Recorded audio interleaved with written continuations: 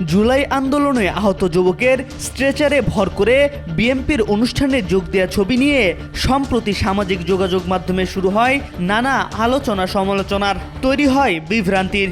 কিন্তু ওই ছবির পেছনে রয়েছে এক দারুণ সত্য। ভাইরাল ছবিতে দেখা যাচ্ছে অনুষ্ঠান স্থলে প্রথম সারিতে পাশাপাশি বসে আছেন বিএনপি মহাসচিব মির্জা ফখরুল ইসলাম আলমগীর, সালাউদ্দিন আহমেদ, এছাড়া বিএনপির স্থায়ী কমিটির সদস্য আব্দুল মঈন খান সহ প্রমুখ শীর্ষ নেতা। আহত একজন জুলাই যোদ্ধা স্ট্রেচারে ভর করে তাদের সামনে দাঁড়িয়ে আছেন। অনেকে সমালোচনা করে বলেন, বিএনপির অনুষ্ঠানে একজন সম্মানিত জুলাই যোদ্ধার প্রতি চরম অবহেলা ও অসম্মান করা হয়েছে।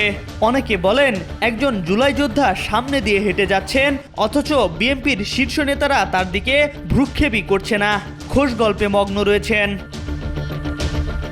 তবে ঘটনাটি প্রকৃতপক্ষে এমন নয়। সেই ঘটনার প্রকৃত ব্যাখ্যা দিয়েছেন আহত নাদিম নিজেই একটি বেসরকারি টেলিভিশনের টক শোতে এসে।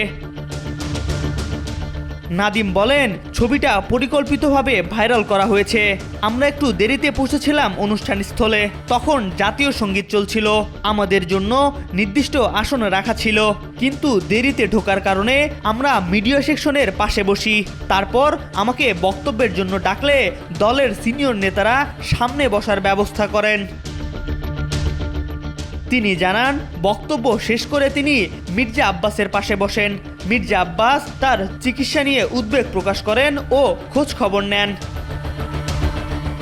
তিনি অভিযোগ করেন, এই ছবিকে ঘিরে সোশ্যাল মিডিয়ায় বিএনপির বিরুদ্ধে পিনাকি ভট্টাচার্য সহ কয়েকজন প্রভাবশালী ব্যক্তি অপপ্রচারে যুক্ত হয়েছেন। তিনি আরো বলেন, আমরা যারা আহত বা নির্যাতিত, আমাদেরকে নিরাপত্তা দিতে দলের পক্ষ থেকে নির্দিষ্ট কিছু লোককে দায়িত্ব দেওয়া হয়েছিল। পুরোটা পরিকল্পিত ও সম্মানজনকভাবে হয়েছে। বিএনপি আয়োজিত সেই অনুষ্ঠানের সেই জুলাই যোদ্ধার বক্তব্য শেয়ার করে অপপ্রচারের বিরুদ্ধে ক্ষোভ ঝেড়েছেন আলোচিত অনুসন্ধানী সাংবাদিক জুলকারনাইন সায়ের।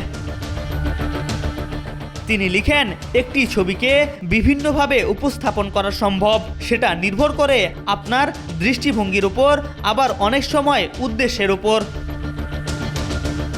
বিএনপির অনুষ্ঠানের সেই দিনের বক্তব্যে এই জুলাই যোদ্ধা বলেন, আমরা বৈষম্য বিরোধী আন্দোলন করেছি, অথচ আমরাই সবচেয়ে বৈষম্যের শিকার। তবে বিএনপি আমাদের সবচেয়ে বেশি খোঁজ খবর নিয়েছে। এম আর আকাশ, আজকাল।